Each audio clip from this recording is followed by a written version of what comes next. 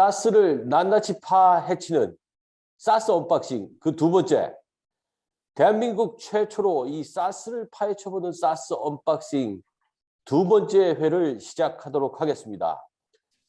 사스 언박싱 진행자 디지포머 사스랩의 대표 이영수입니다. 최근 데이터 분석 이거 모든 회사가 지금 다 생각하고 있어요. 그런데 이 데이터 분석을 하기 위해서 전문가가 있어야 된다. 뭐 데이터 과학자가 있어야 된다. 뭐 이거 너무 어렵잖아요. 이 어느 특정 회사의 어떤 특별한 사람만 하는 이 데이터 분석의 시대는 가라. 누구나 데이터 분석가가 될 수 있다. 누구나 데이터를 분석해서 업무의 효율성 그리고 업무의 향상을 이룰 수 있다. 이런 슬로건으로 데이터 분석 플랫폼을 사스로 운영하고 계시는 IDK 스퀘어드 우리 양승준 대표님 모시고 사스 언박싱 두 번째 시작하도록 하겠습니다. 자, 애쓰지 않고 데이터에서 가치를 줄 수 있다. 이거 아주 되게 좋은 얘기예요. 이런 내용으로 지금 우리 양승준 대표님이 활동을 하고 계십니다. 자, 오늘 이 IDK 스퀘어드 양승준 대표님과 재미있는 사스 솔루션, 데이터 분석 솔루션, 누구나 데이터 분석가가 될 수 있는 하트 카운트를 속속들이 파보는 사스 언박싱을 시작해 보겠습니다. 자, 여러분들 궁금하신 내용이 있으시면 웨비나 도중 이 밑에 손 흔들기, 채팅 이런 걸로 질문 주시면 중간중간 한 번씩 말씀드리고 또 질문하고 하도록 하겠습니다. 자, 우리 양 대표님 인사 먼저 하시죠. 안녕하십니까. IDK 스퀘어드의 양승준입니다. 오늘 이렇게 귀한 자리에 초대해 주셔서 감사합니다. 네, 반갑습니다. 야, 이 IDK 스퀘어드 이 이름이 참 이 멋진 이름인데 쉬운 이름은 아니에요. 왜 이 IDK 스퀘어드라고 이 회사 이름을 줬습니까? 우선 제가 하나씩 좀 이 질문 드려보도록 하겠습니다. 예, 일단 저희 회사 IDK 스퀘어드는 이 대표님 말씀해 주신 것처럼 그 기업의 분석 전문가가 아니라 실무자들이 데이터에서 애를 안 쓸 수는 없겠고 최소한의 노력으로 쓸모 있는 패턴을 좀 자동으로 찾아주는 그 데이터 분석 도구를 만들기 위해서 2015년에 설립되었고요. 저희 회사 사명은 I don't know what I don't know. 그러니까 내가 뭘 모르는지 모른다에 그 IDK가 이제 반복이 돼서 IDK 스퀘어드라고 지었고, 그러니까 결국엔 데이터 분석이라는 것은 그 인간의 좀 인식 능력의 한계, 시간의 부족으로 좀 스스로 판단하기 힘든 세상의 질서와 구조를 데이터와 알고리즘으로 좀 이렇게 찾아주겠다는 그 메시지를 사명에 담았습니다. 그래서 항상 시간에 쫓기는 현업들이 그 분석 행위, 작업에 집중하는 게 아니라 활용에 집중할 수 있도록 저희는 그 패턴을 자동으로 찾아주는 사스 애널리틱인 하드카운트를 2017년 겨울에 출시해서 현재 한국하고 일본에서 사업을 진행하고 있고요. 제품을 주로 쓰는 고객층은 이제 저희 사스는 주로 이제 일본에서 먼저 시작했는데 일본의 경우에는 주로 중견기업의 영업, 마케팅, 뭐 전략기획 부서, 인사팀에서 쓰고 있고 한국은 좀 공교롭게 지금 대기업 중심의 인사팀에서 뭐 이제 채용과 관련된 프로세스라든지 아니면 뭐 그 리더십 요인을 발견한다든지 좀 인사팀에서 좀 많이 쓰고 있고 올해부터는 대기업에서 그 중견기업의 좀 다양한 부서 그리고 산업적 포커스는 그 에듀케이션 섹터에 좀 집중을 하고 있습니다. 특히 이제 디지포머 같이 이제 국내에서 사스 이코시스템을 중견기업 중심으로 구축하고자 하는 회사랑 좀 이제 열심히 좀 해서 그 국내에서 그 데이터 애널리틱 하면 하드 카운트 하는 제품이 될 수 있도록 지금 노력하고 있습니다. 야, 회사 이름 멋진데요. I don't know what I don't know. 네. 와, 예, 이게 어려운 얘기죠. 자, 이 회사 이름이 이 큰 의미가 있는 걸 확인을 했고요. 자, 그러면 이 제품 이름도 하트 카운트예요. 이것도 역시 또 심오한 이 의미를 가지고 있을 것 같은데 하트 카운트를 만들게 된 배경과 이 심오한 의미 한번 말씀 좀 해주시죠. 그래서 하드 카운트 만든 배경 말씀드리기 전에 이제 장명부터 설명을 드리면 최초에는 저희가 people analytic이라고 해서 이제 사람에 대한 데이터를 분석하려고 했는데 사람이라는 거는 두 가지 측면이 있는 것 같아요. 그러니까 소비하는 사람 그리고 일하는 사람인데 저희는 일하는 사람에 집중을 했어요. 그런데 기업들은 사람을 어떻게 보냐면 헤드카운트, 단순한 머리 숫자로 보니까 그러지 말고 직원을 좀 심층, 정확하게, 정밀하게, 다양하게 이해하자는 그런 취지에서 하드카운트라고 이름을 붙였고 음, 지금은 비단 인사팀만 아니라 기업의 다양한 부서를 이제 고객으로 확장한 이후에는 굳이 이제 의미를 달자면 분석의 시작은 사실은 숫자를 세는 것부터 시작이 돼요. 그게 음, 카운팅이고 근데 그것을 그냥 단순히 10개, 20개, 100만 원, 200만 원 세는 게 아니라 좀 마음을 담아서 정확히 세보자. 그래서 또 이제 하드 카운트 그렇게 또 갖다 붙일 수 있겠네요. 하드 카운트를 처음에 만든 배경은 일단 결국에 시장에 어떤 문제를 해결하려고 하는가와 이제 이어지는 문제일 텐데 저는 이제 기업의 현업들이 여러 가지 데이터와 관련된 프로그램 교육들에도 불구하고 여전히 그 데이터에서 소외되어 있다고 생각합니다. 그 이유는 데이터 분석과 관련된 현업들의 어떤 활동이나 아니면 구체적인 경험들이 굉장히 불편하기 때문이에요. 그래서 그 본인이 얻을 수 있는 편익보다 비용이 훨씬 높은 거예요. 그 음, 비용이라는 것은 원하는 데이터를 요청하고 기다리는데 드는 비용, 그리고 새로운 툴을 열심히 배워야 되는 비용, 그리고 낯선 일을 새롭게 해내야 되는 어떤 정신적 비용. 그래서 이런 그 데이터가 결국에는 어떤 목적이 아니라 일을 더 잘하고 가치를 뽑고 자기가 하는 일을 더 효율적으로 하기 위한 수단이라면 이 애널리틱 툴과 도입과 관련된 어떤 기업의 접근 방식이 이렇게 탑다운 그 데이터 프로젝트 중심이 아니라 사용자 경험 중심으로 좀 바뀌어야 된다고 생각을 했었고 그래서 애널리틱 제품도 사용자 경험에 집중해야 한다고 생각을 합니다. 그래서 현업들을 뭘 새롭게 배워서 새로운 일을 해내야 되는 어떤 그 피교육자가 아니라 데이터 상품의 소비자로서 음. 좀 바라보자. 그렇게 해서 이제 하드 카운트라는 제품. 그러니까 그 뭘 애써서 배우지 않아도 그렇게 데이터에 있는 가치를 쉽게 소비할 수 있는 소비자로 바라보자는 어떤 그런 취지로 저희 제품을 만들게 되었습니다. 예. 아, 지금 이 채팅방에 하트 카운트 뭔가 이름이 심쿵합니다. 뭐 이런 글도 올라오고 있어요. 사실 지금의 이 디지털 트랜스포메이션 시대는 이 데이터 분석의 시대라고 해도 과언이 아닐 것 같아요.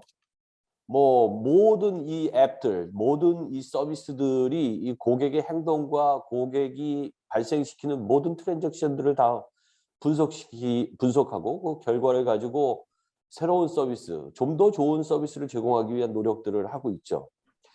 실제로 우리가 뭐 흔히 알고 있는 넷플릭스, 이 넷플릭스도 사실은 우리의 소비 패턴을 알고 우리가 좋아하는 영화, 우리가 좋아하는 영화들을 제일 먼저 이렇게 띄워주는 이 퍼스널라이제이션 이런 것들이 이제 되게 중요한 이슈라는 거죠.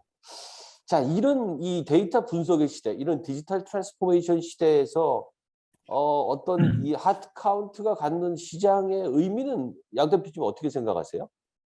그래서 이제 저희는 이제 사업을 하는 회사이고 당연히 데이터와 관련된 그 시장 구조를 살펴보지 않을 수 없는데, 그러니까 데이터와 관련된 시장에 굉장히 많은 툴과 어떤 장르가 있지만 결국엔 크게는 이제 세 가지 덩어리로 그 시장이 나뉘는 것 같아요. 일단은 데이터 인프라 시장, 그리고 그 다음은 그 데이터 모델링 하는 시장, 그리고 또 다른 하나가 흔히 뭐 ABI라고 하는 애널리틱 BI 저희 제품이 이제 집중하고 있는 시장인데 데이터 인프라 시장은 뭐 그 대표님께서 잘 아시다시피 클라우드 전환이 가장 빨리 일어나는 시장이에요. 그 이유는 사실은 데이터 인프라는 것은 그 인프라가 있다고 해서 뭐 변화가 일어나진 않지만 또 없으면 아무 일도 일어나지 않는 어떤 그 기초 기반이 되는 것인데 전통적인 온프레미스에서의 그 데이터 인프라를 구축하고 운영하는 거에 비해서 클라우드로 가면 뭐 빠르고 쉽고 싸기 때문에 기업 입장에서는 사실은 안 갈 이유가 없는 너무나 당연한 그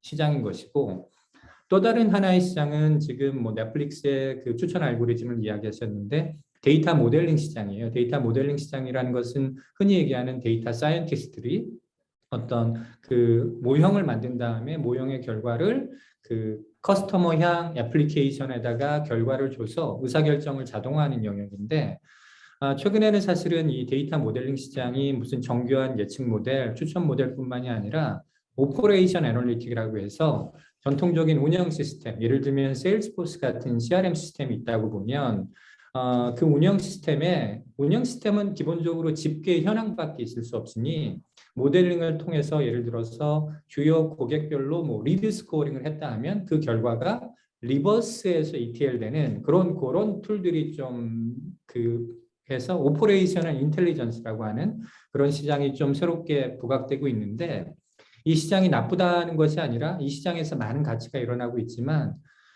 이 시장은 기본적으로 그 프로페셔널 서비스 영역이에요. 그러니까 자동화가 한계가 있을 수밖에 없어요. 뭐 데이터 로봇 같은 오토 ML 툴들이 있지만 이런 것들은 그 어떤 모델이 성능이 좋은지 어떤 패러미터를 담으면 좋은지 정도이고 사람의 손이 가는 영역이 사실 한 80% 이상입니다. 그래서 이 프로페셔널 서비스 영역은 저희 같은 경우에는 모든 영역에서 다 잘할 수는 없고 지금은 저희는 추천 알고리즘 쪽에 집중하고 있습니다.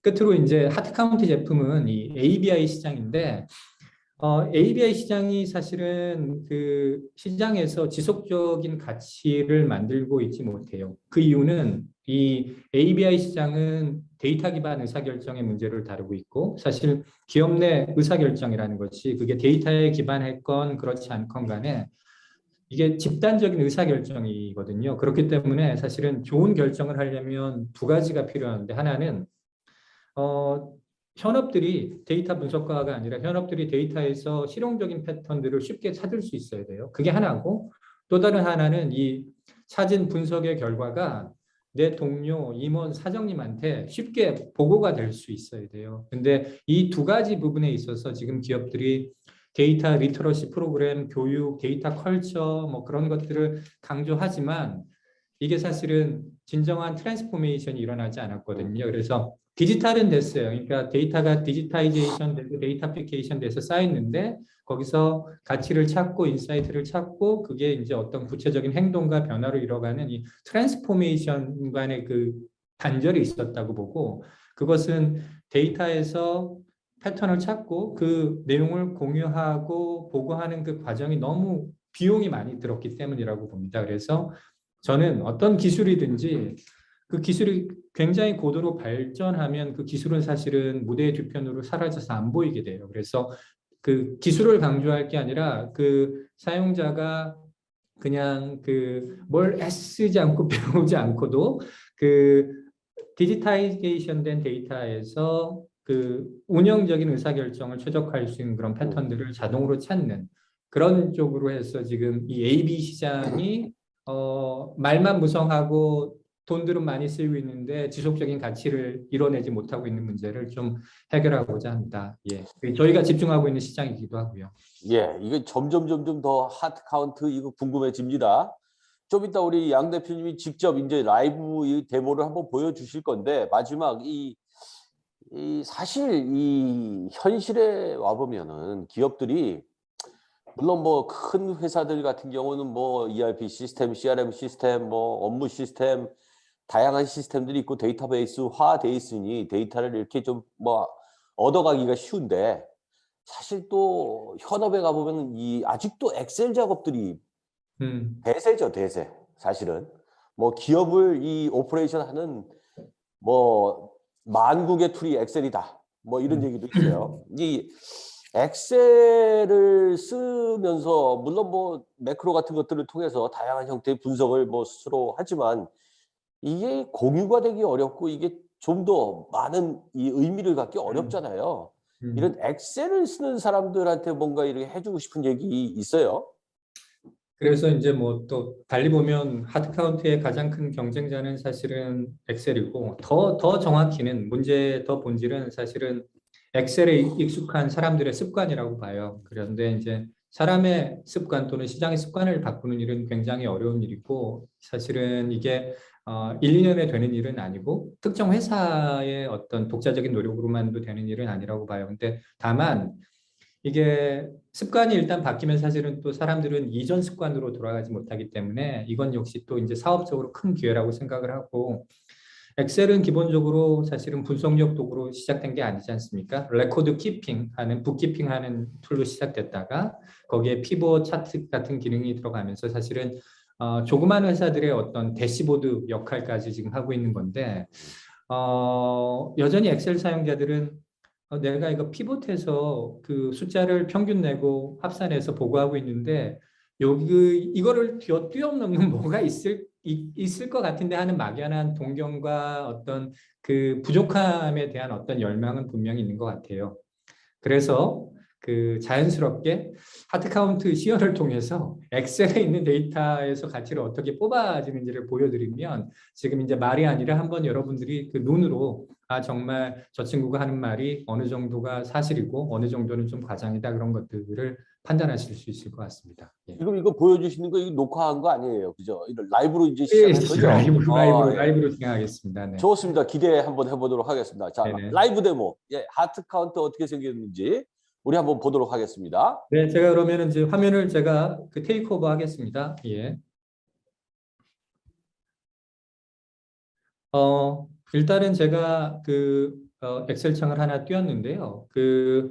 지금 보시고 있는 데이터는 월마트 미국에 있는 실제 오프라인 매장의 실제 그 매출 데이터입니다. 그래서 보시면 뭐 매출 데이터의 어떤 기본적인 모양, 누구한테 어떤 상품을 얼마에 언제 팔았는지에 대한 내용이 있는 것이고, 제가 이제 하트카운트 시연을 통해서 제가 이 매장에 새로 부임한 점장이라고 생각을 하고 한번 이익을 어떻게 하면 최적화할 수 있을까 그런 관점에서 한번 데이터 분석을 해볼게요. 그래도 보시는 분들한테 조금 분석의 맥락을 드리기 위해서 제가 장표를 한번 잠깐 띄워볼게요. 그래서 이 세 가지 주제로 제가 일단 오늘 분석을 할 텐데 일단은 제품 판매의 이익을 극대화하기 위해서 내가 혹시 좀 뻔하지 않은 판매 조건이 뭘까? 그리고 동일한 상품군일지라도 어떨 때는 이문이 남았고 어떨 때는 적자를 봤는데 그 요인, Y에 대한 분석을 할 것이고 끝으로 그래서 이 이익을 최적화하기 위해서 내가 뭘 할 수 있는지 그래서 그 How에 대한 분석까지 한번 제가 진행을 해보겠습니다. 일단 제가 하드카운트에 로그인을 하겠고요.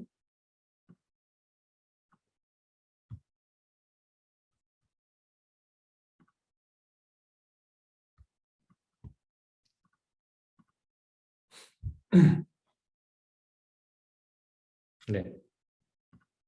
방금 보여드린 제가 그 엑셀 데이터로 그 신규 캠페인을 생성해 보겠습니다. 예. 예. 제가 전체 화면으로 전환을 해볼게요. 지금 뭐 데이터셋이 이렇게 크지 않아서 바로 이제 프로파일링 작업이 끝났고 이게 어떻게 보면 데이터 준비 작업이라고 보시면 될 것 같아요.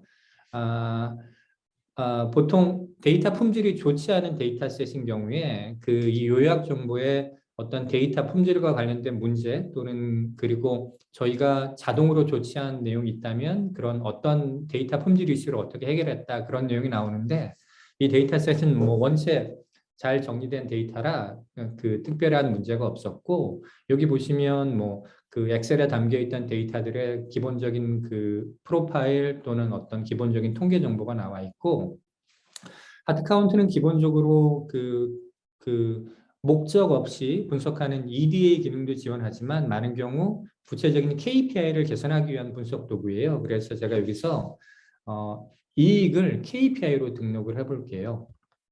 그래서 그냥 돈이니까 돈으로 표시를 하고 이런 식으로 KPI를 등록을 해보겠습니다. 그리고 캠페인을 업로드하겠습니다. 지금까지 일어난 일은 서버에서 일어난 일이 아니라 다 브라우저 상에서 일어났던 일이고 캠페인 분석이 완료되면 캠페인이 업로드되면 기본적인 이제 시각화를 할 수 있는데 일단은 숲을 한번 봐야 될 것 같아서 제가 이익이라는 변수랑 나머지 모든 변수 간의 관계를 한번 살펴볼게요. 다만 이 데이터셋은 숫자형 변수가 많지 않아서 이익하고 매출 간에 뭐 어느 정도 양의 상관관계가 있었고 할인율이 높을수록 이익이 떨어지는 구조, 수량하고는 큰 관계가 없다. 뭐 그리고 고객 분류로 봤을 때는 홈오피스 이런 순으로 이익이 높았다 이렇게 나오고요. 일단은 매출하고 이익 간의 관계를 제가 좀 더 자세히 들여다볼게요. 보시는 것처럼 이제 이런 차트가 생소하신 분도 있겠지만 기본적으로 시각화라는 것은 사실은 뭐 그 우리 시지각 능력으로 패턴을 인지하는 건데 이익이 올라갈수록 매출이 높을수록 이익이 올라가는 것들이 보이는데 여기 재밌는 패턴들이 좀 여기 있는 것 같아요. 그죠? 매출이 올라가도 이익이 뚝뚝 떨어지는 구조가 있는데 제가 이 개별 점들의 색상을 어떻게 바꿀 거냐면 제품의 대분류로 한번 색상을 표현해 볼게요.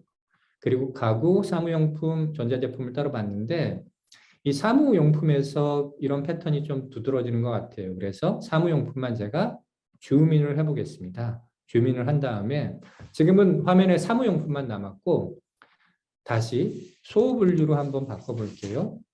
소분류로 바꿔봤더니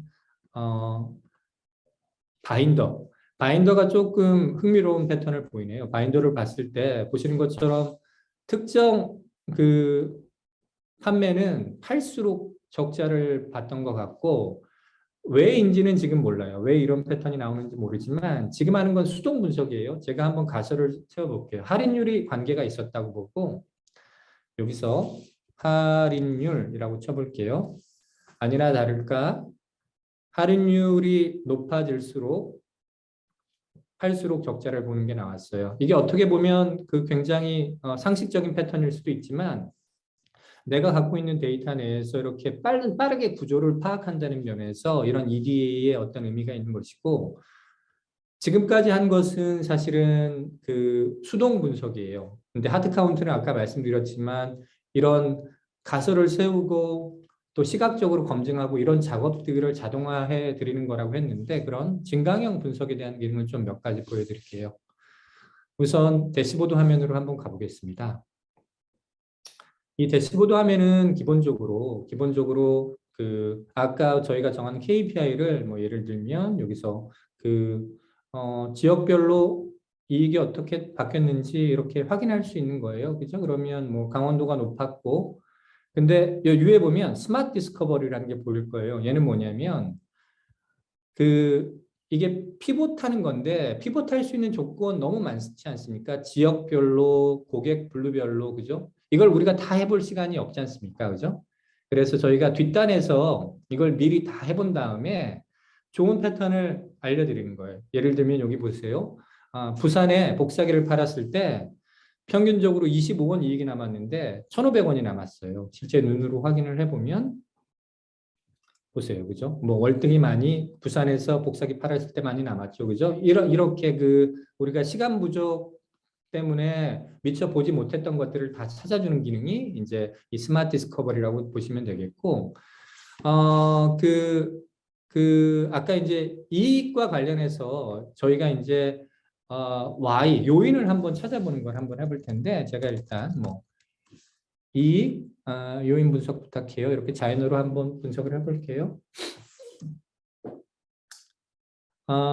얘는 이익의 차이가 많이 있었는데 그 이익의 차이가 과연 어디서 왔는지를 가장 잘 설명할 수 있는 변수부터 하나씩 보여주는 거예요. 보시면 매출이 올라갈수록 이익이 높았다. 너무나 당연하죠.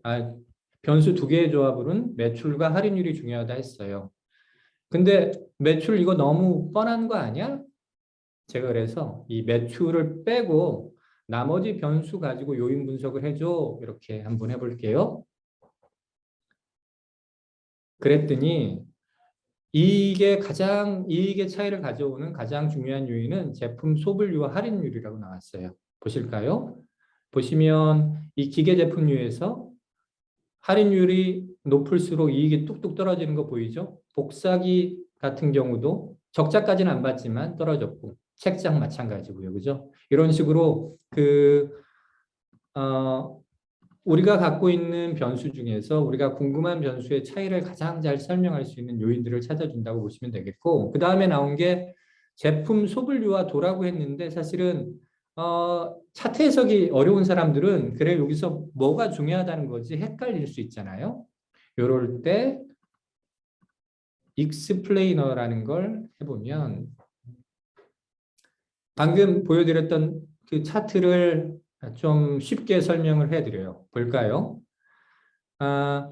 제가 화면을 좀만 켜볼게요. 제품 소분류와 이 도가 가장 두 번째로 높은 설명력을 갖고 있었고, 소분류가 복사기이고, 그리고 그 지역이 부산인 경우 평균 이익보다 1,400원 높았다.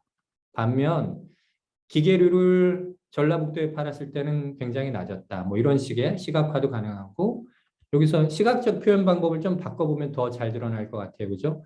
부산에 복사기 팔았던 거, 그리고 아까 말씀드린 기계 전라북도에 팔았던 거, 이런 식으로 그 시각적인 표현도 다르게 표현할 수 있고, 아니면 평균이 아니라 이익 총합 관점에서는 어떤데 보면 이익 총합은 기계류를 경기도 팔았을 때 이익의 총합이 가장 높았어. 그리고 이익의 총합 관점에서는 경기도에 테이블을 팔았을 때 적자폭의 적자의 총합이 컸어. 이런 식의 이런 식의 좀 자연어 중심의 그 분석을 좀 지원해 드리고 있습니다. 끝으로 딱 하나만 더 해볼게요. 요 내용은 좀 분석 초심자한테는 좀 어려울 수는 있지만 그래도 아까 할인율이 계속 문제였는데 우리가 할인율을 무조건 낮출 수는 없잖아요. 물건을 많이 팔아야 되니까. 그래서 그럼 최적의 할인율이 몇 프로야? 이렇게 질문을 할 수 있을 것 같아요. 그래서 제가 전체 데이터셋 중에서 그 아까 문제가 됐던 사무용품의 이익 최적화 규칙을 찾아볼게요. 보시면 뭐 몇 가지 시각화 표현 방법이 있는데 보시는 것처럼 보세요.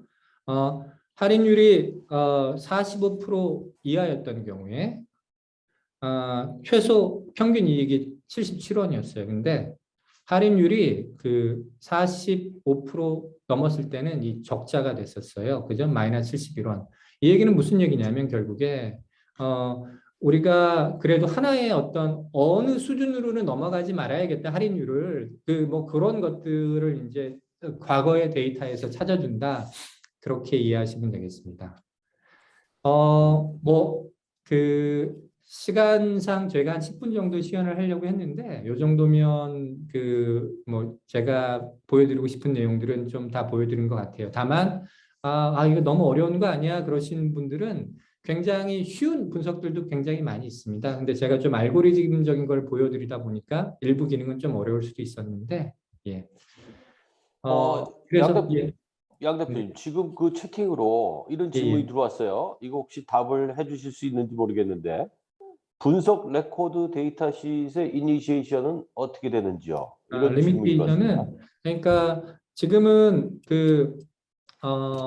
리미테이션. 예. 그러니까 어떤 KPI, 그러니까 뭐 칼럼 수, 뭐 레코드 수보다는 이제 셀프 서비스인 거지 않습니까? 그래서 엑셀이나 CSV를 올릴 텐데 지금은 100메가로 제한을 두고 있고요. 아마 12월 초에 300메가까지 이제 지원을 하려고 합니다. 근데 이게 이제 300메가가 작은 거 아니냐 그럴 수 있지만 이게 어떤 분석의 플로우를 보면 아무리 큰 데이터셋일지라도 이런 애널리틱 BI로 옮겨질 때는 많은 경우 어떻게 되냐면 아주 작은 요약 테이블이 SQL의 결과로 들어가요. 근데 저희는 매번 SQL로 조회하고 필요한 데이터를 갖고 오는 그런데 굉장히 시간이 많이 소요돼서 어느 정도 잘 편성된 데이터를 한 번에 올리도록 하고 있고 현재는 지금 100메가로 제한을 두고 있고 12월 초에 300메가까지 지원을 할 예정입니다. 예. 이게 300메가면은 사실 이 숫자나 텍스트 데이터로는 작지 않죠. 절대 작은 데이터가 아니에요. 예. 일단은 엑셀은 사실은 뭐 80메가 정도만 넘어가도 사실은 되게 다루기가 힘든 케이스라 예. 근데 이제 일반 현업들이 아니라 약간 분석가들이 좀 높았으면 좋겠다 그런 요구사항들이 있어서 저희가 좀 용량을 늘렸습니다. 예. 네. 하여튼 궁금하신 게 있으시면 조금 전처럼 이렇게 채팅장에 창에 올려주시면 바로바로 말씀 또 드리도록 하겠는데 요즘 무슨 이상한 말씀을 좀 하시는 게 있다고 그래요? 이거 무슨 얘기예요? 뭐 마던 데이터 익스피리언스? 네, 아니 요즘 뭐 다 익스피리언스 시대긴 하죠. 뭐 커스터머 네. 익스피리언스 뭐 무슨 익스피리언스 이 마던 데이터 익스피리언스 이거 뭐예요? 그래서 제가 그냥 말로 설명드리기보다 뭐 사실은 이 얘기를 제가 사업 초부터 가지고 들어왔던 화두는 아니에요. 근데 결국에 6년, 7년 기업 현장에서 이렇게 데이터를 통해서 디지털 트랜스포메이션을 하려는 회사들과 같이 뒹굴고 고민하고 그러다 보면 사업 꼭지나 방향성을 좀 정해야 되는데 결국에는 이게 기술의 문제가 아니고 결국 그 데이터를 쓰는 사람들의 경험이 중요하다는 생각에서 모던 데이터 익스피리언스라는 그 어떤 그 화두로 지금 사업 방향을 설정했고 제가 그러면 그 파워포인트 장표로 한 10분 정도 과연 이게 어떤 것인지 한번 설명을 드려볼게요. 네, 좋습니다.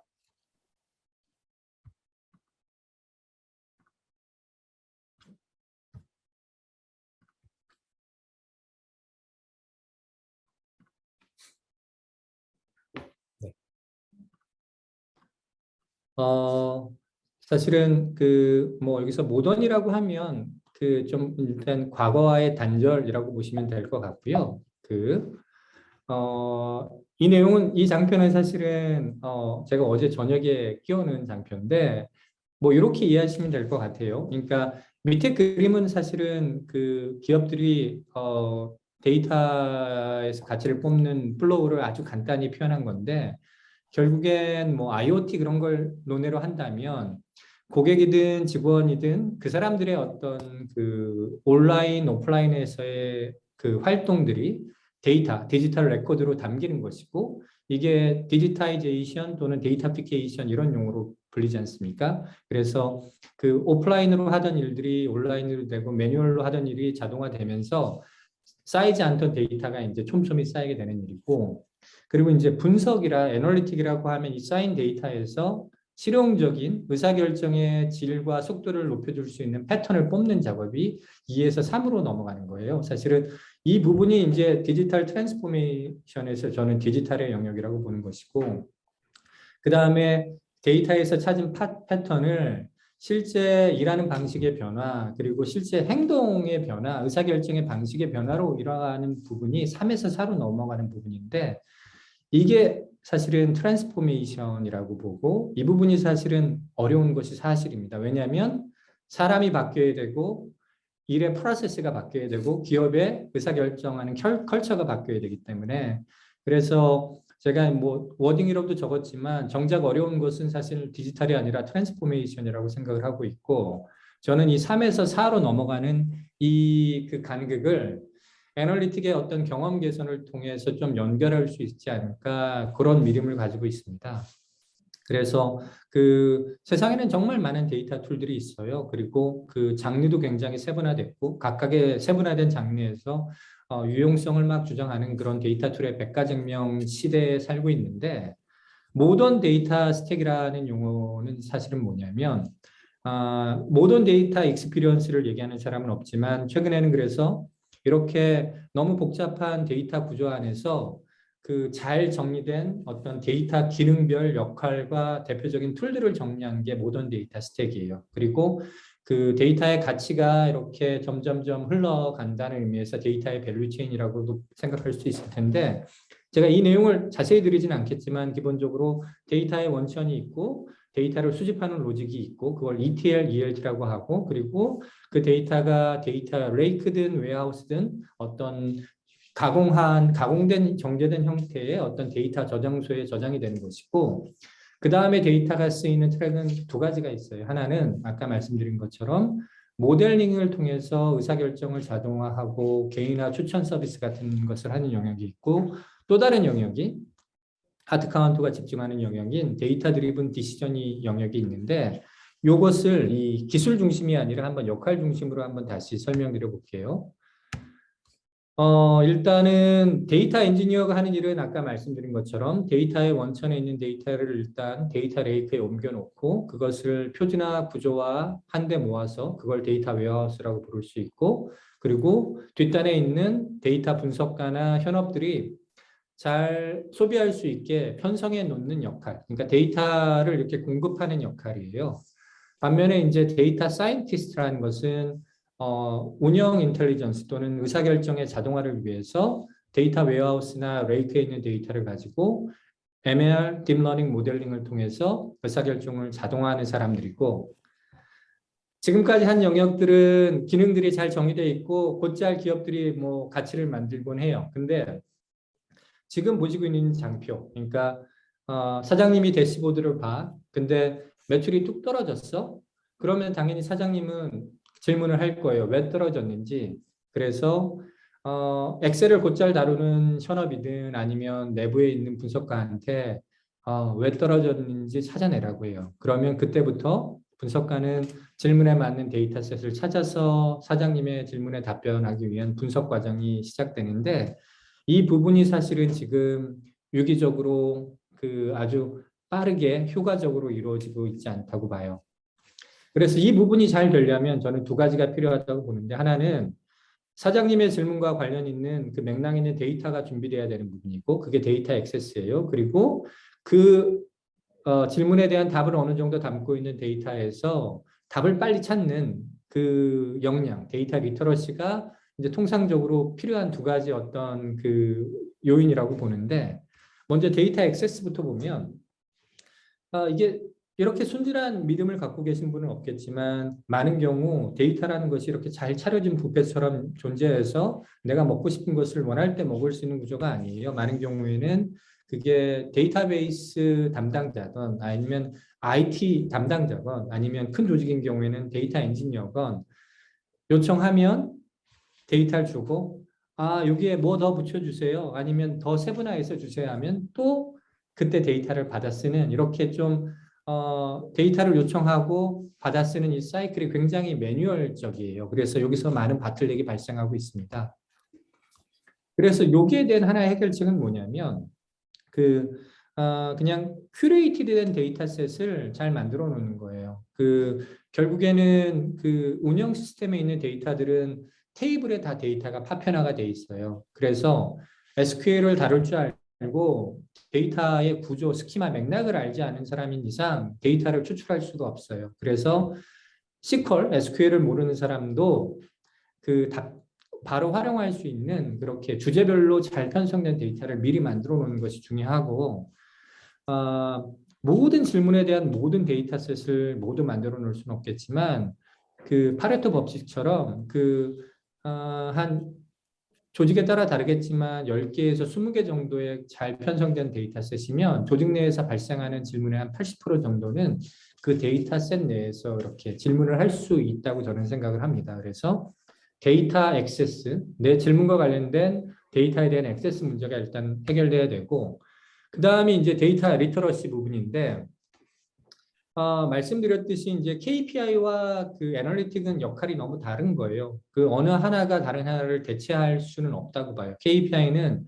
그냥 과거에 대해서 그 요약 정보를 보여주는 것이고, 거기서 질문이 시작되는 것이고, 그 질문에 대한 답을 하는 것이 이제 EDA 또는 저희 하트카운트 같은 애널리틱 툴을 통해서 답을 찾는 과정인데, 이 툴을 사용하고 답을 찾는 과정을 그 사람의 문제로 환원시켜 버리면 답이 없어집니다. 그래서 저희는 이 why, 왜에 대한 질문, how, 어떻게에 대한 질문을 추출하는 과정을 좀 자동화했다 해서 오그멘티드 애널리틱이라고 저희가 이름을 붙인 게 아니라 가트너 같은 조직들이 이제 이름을 붙이고 있고,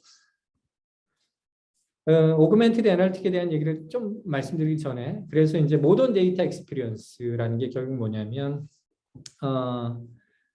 사람이 이제 쉽게 변하지 않습니다. 그래서 뭘 새롭게 배워서 열심히 해보란다고 해서 사장님이 우리가 데이터 회사가 된다고 해서 변화가 일어나지 않는 것 같아요. 그래서 기존에 잘 안 되던 일이 잘 되게 하는 그 경험을 제공하기 위한 기반이 필요한 것이고, 두 가지가 필요한데 그게 하드 카운트 같은 오그멘티드 애널리틱, 그러니까 어느 정도 갖추어진 재료만 있으면 요리가 뚝딱 되는 그런 만능 조리기.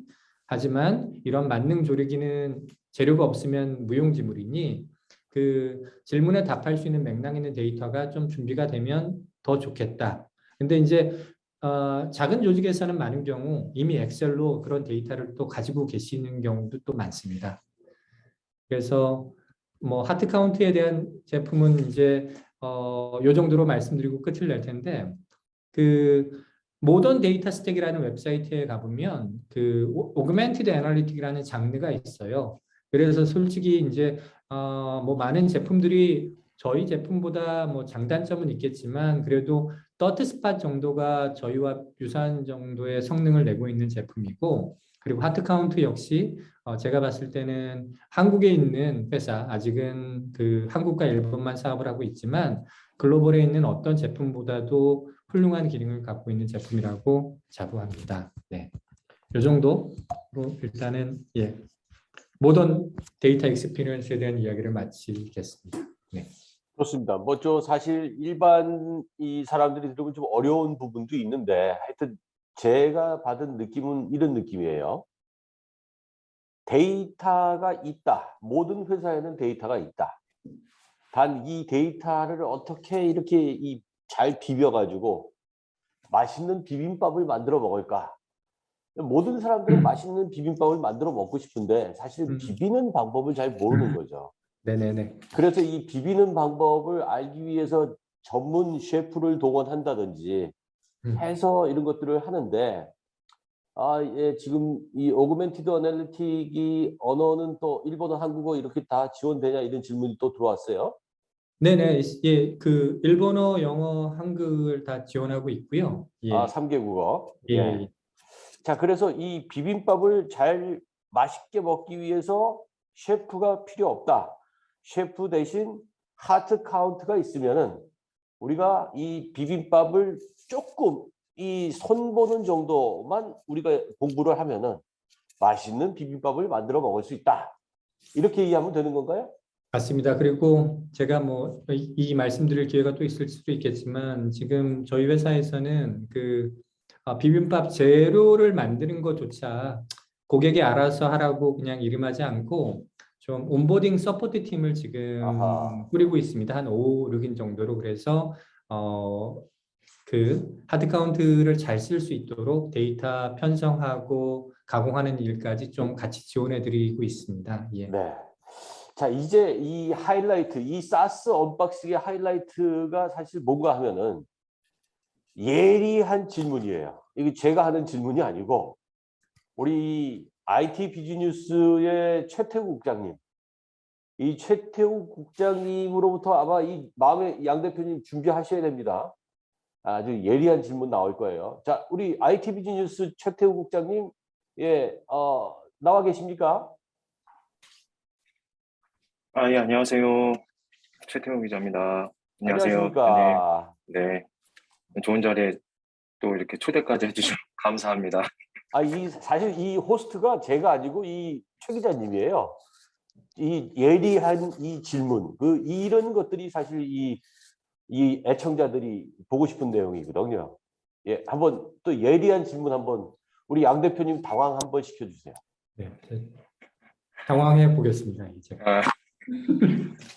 네, 발표 잘 들었습니다. 좀 궁금한 거 몇 개만 좀 여쭤볼게요. 일단은 뭐 애널리틱스 툴들이 뭐 국내 스타트업도 그렇고 외국계 기업들도 많이 있는데 하드 카운트가 타 툴킷이나 이제 플랫폼 대비 좀 강점으로 내세우는 점은 뭐가 좀 있을까요? 좀 간략하게 정리해 주시면 좋을 것 같습니다. 그래서 일단 그 익숙한 툴부터 이제 비교를 해 나가야 될 텐데, 일단 이제 요즘에 사람들이 이제 대시보드는 죽었다 얘기하지만 사실은 대시보드는 그 효용성이 여전히 있고, 다만 대시보드는 굳이 비유를 하자면 TV 브로드캐스팅인 것 같아요. 그래서 조직의 모든 구성원들이 같은 내용을 사실은 봐야 돼요, 일방향적으로. 그리고 개인화된 경험이 전혀 분석적으로 없는 거죠. 그래서 모던 BI라는 얘기가 한 6, 7년 전부터 나왔고 잘 아시려진 뭐 태블로, 파워 BI, 뭐 클릭뷰 같은 것들이 그 상호 데이터와 상호작용할 수 있고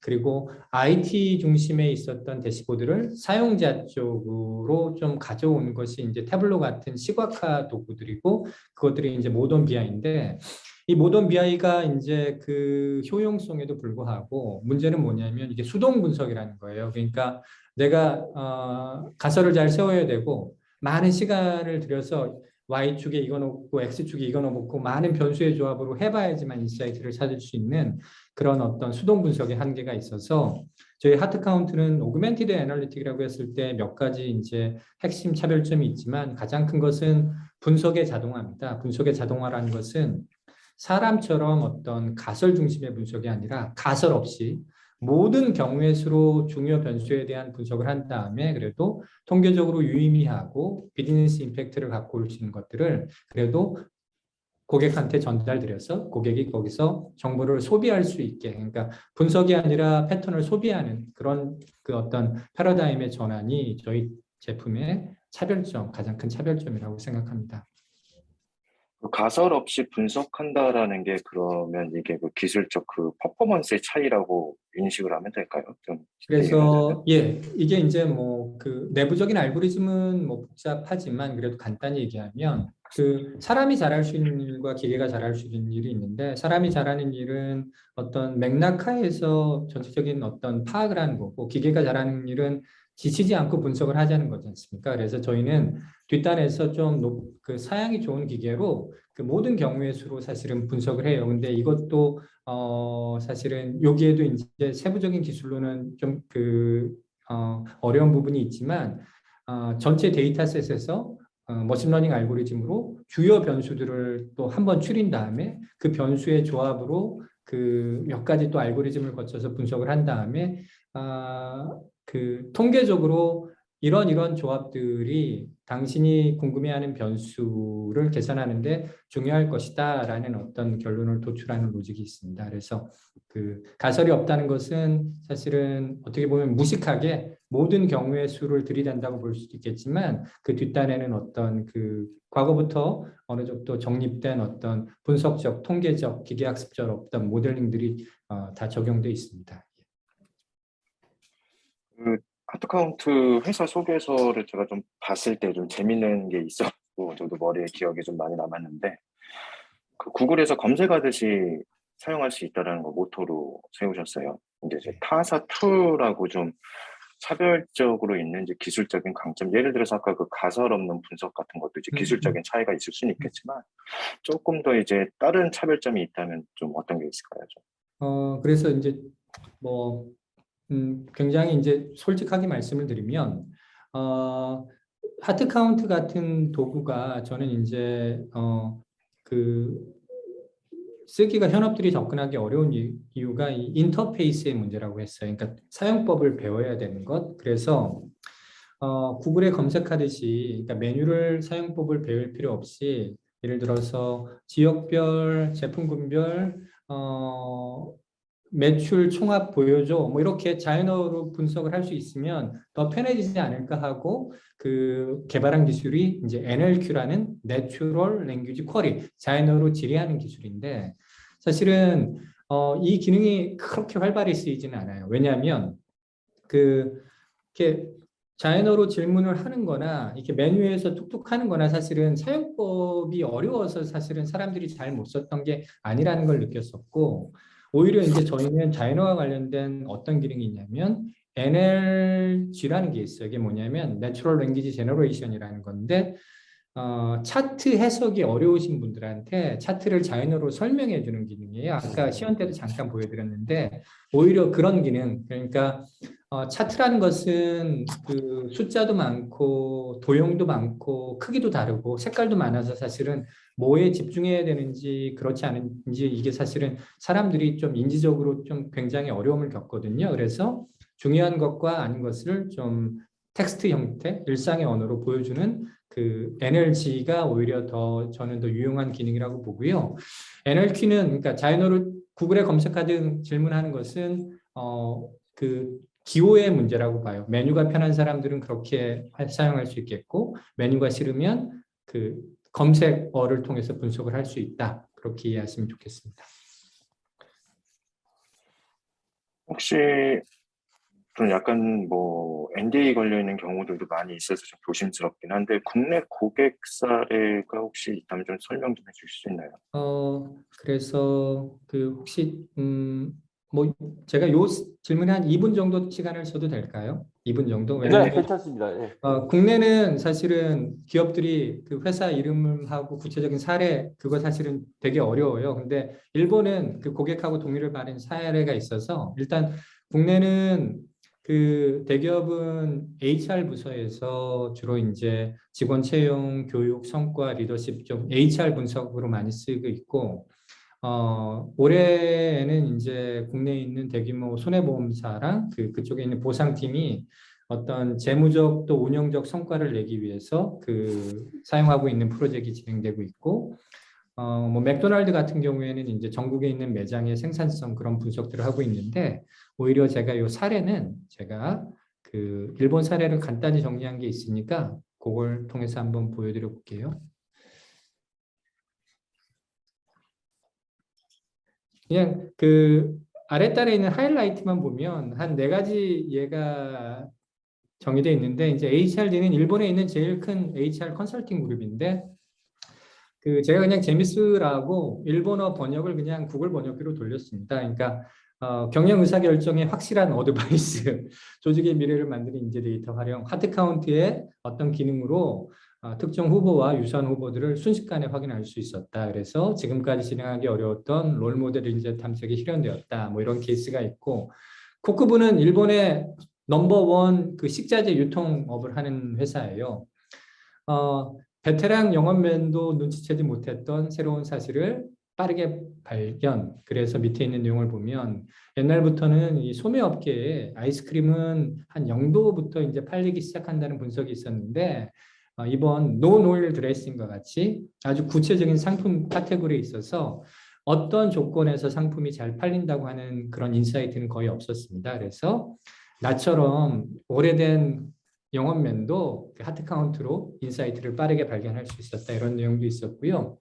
사녀는 그 뭐 의류 제조하는 회사고 실제 리테일 샵도 운영하는 곳인데, 이쪽은 그 NPS 같은 설문조사 분석을 했던 케이스예요. 그래서 뭐 핵심은 또 여전히 그거예요. 수동 분석이 아니라 자동으로 패턴을 도출해 줍니다.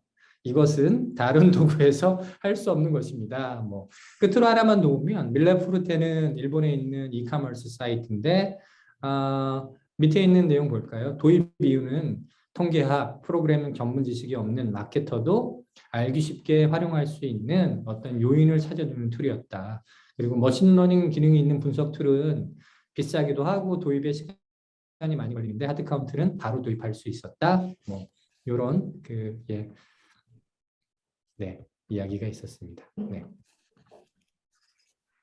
네, 뭐 시간 관계상 저 마지막으로 네. 한 가지만 더 여쭤볼게요. 그 네. 국내 데이터 분석 시장이 이제 계속 커지고 뭐 네네. 내년에는 뭐 저기 시장조사 기관들 뭐 예전 리포트들을 보면 맥시멈 한 2조 5천억까지 일단은 성장할 거라고 네. 예상을 하는데, 사실 아까 뭐 양 대표님이 이제 발표하신 것도 있지만 일하는 방식이 아직 예전으로 되기 때문에 이것도 굉장히 큰 이슈가 될 거는 같아요. 시장을 확장해가는 거에 대해서. 그러면 이제 또 연말이고 또 내년도 시장도 이제 시작이 될 건데 한 달 지나면 구체적인 좀 국내외 전략이라든가 이런 부분들이 있다면 좀 소개를 해주시면 좋을 것 같습니다. 네, 그래서 사실은 국내 데이터 시장 규모가 얼마인지 사실은 이제 커지면 좋을 것 같은데, 뭐 이 시장에 뭐 10%를 먹겠다 그런 건 아니고요. 다만 이제 저희는 그 한국 시장이, 제가 한국 시장에서 사스 사업을 잠시 접었다가 일본에 집중하다가 이제 다시 시작했던 것은 한국이 대기업 중심의 어떤 그 시장이었고, 그쪽에 사스를 있는 그대로 팔기가 너무 어려웠어요. 그래서 올해는 그래서 좀 이런 합리적인 가격이면 굳이 뜯어 고치지 않고 쓸 수 있는 중견기업에 사실은 한국도 분명히 시장이 있다. 그런 믿음하에 이제 한국 사업을 이제 시작을 했고 내년에 그 뭐 무료 저희가 온보딩 그 프로젝트를 진행하는데 이게 3개월 무료 체험인데 단순히 무료 체험이 아니라 기수로 돌려요. 그래서 1기, 2기, 3기. 그래서 매 기수마다 뭐 적게는 2, 300명, 많게는 한 6, 700명 정도가 모이고 거기에 이제 저희 온보딩 서포트 팀이 이렇게 그 사람의 역량 수준 그리고 도메인 문제 영역에 따라 좀 이렇게 집단을 나누어서